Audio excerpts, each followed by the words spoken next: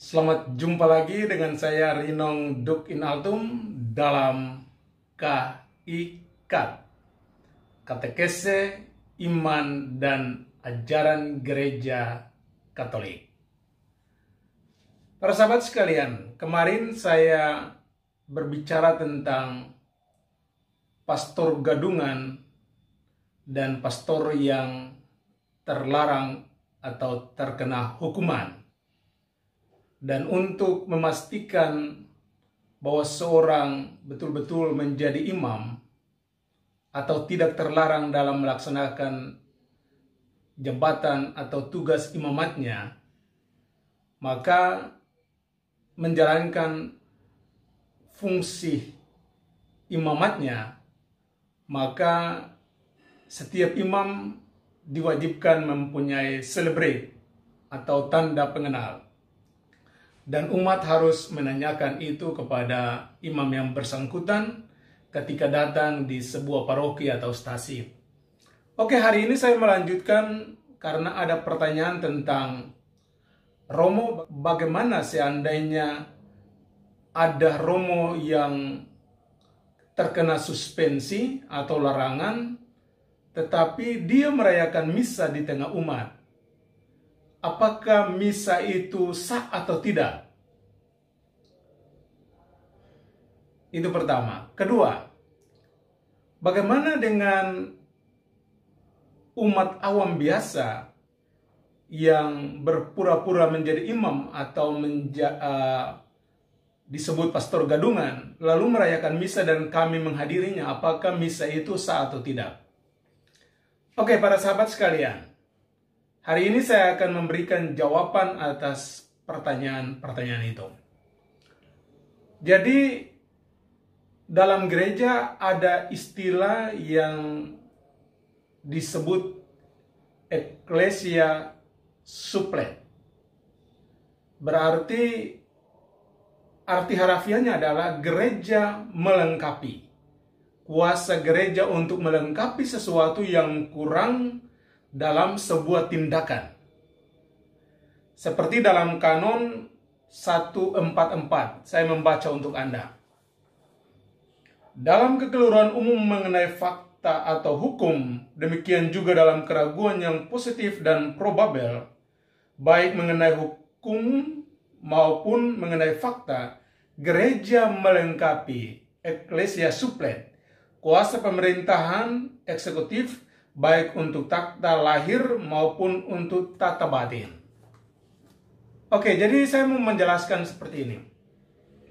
Jadi ketika seorang imam dia terkena suspensi atau larangan, maka imam itu dia dalam surat atau dekrit yang dikeluarkan oleh uskup, maka imam tersebut terlarang untuk hal-hal sebagai berikut. Misalnya, dalam kanon 133 paragraf 1 dikatakan, suspensi yang dapat mengenai hanya para klerikus atau para imam, melarang semua atau beberapa perbuatan kuasa tabisan, semua atau beberapa perbuatan kuasa pemerintahan, pelaksanaan semua atau beberapa hak atau tugas yang terkait pada jabatan.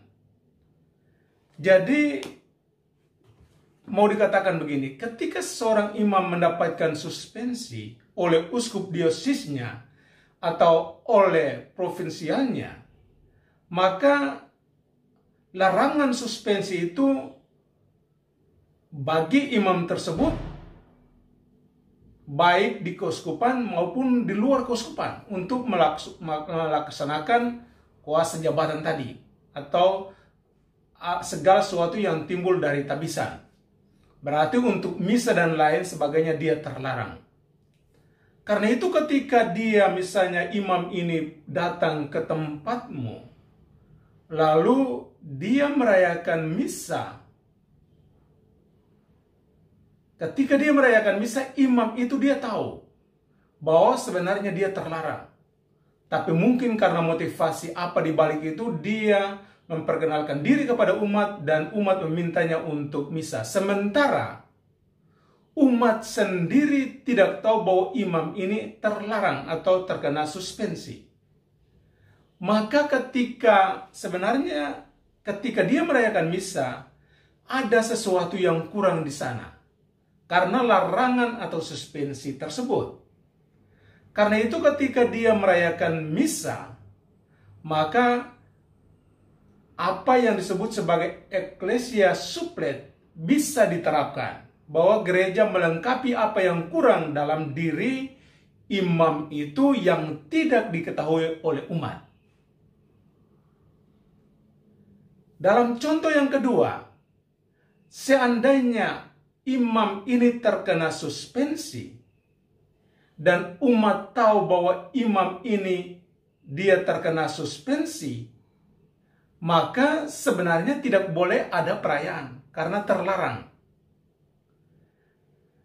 Karena itu imam yang terkena suspensi ini hanya bisa menjalankan tugas imamatnya, misalnya dalam kasus bahaya mati, sehingga orang meminta dia untuk memberikan absolusi atau pengampunan dosa. Maka apa yang dilakukan imam pada saat itu sah.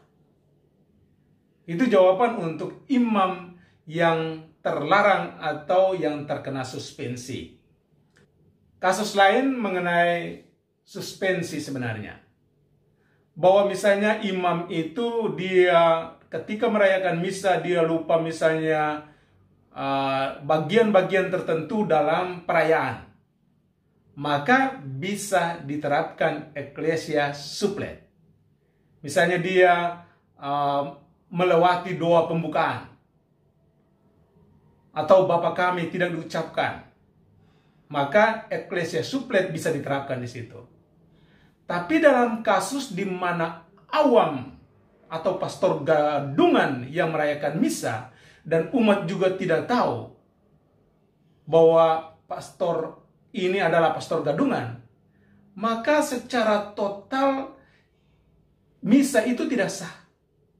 Dan eklesia suplet tidak bisa diterapkan di sini. Ketika Anda menerima hosti dalam perayaan yang dirayakan oleh imam gadungan itu, maka itu bukan tubuh Kristus.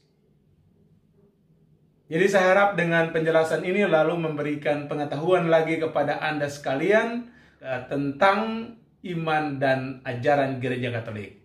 Sekian dan terima kasih, sampai jumpa dalam katekese berikutnya.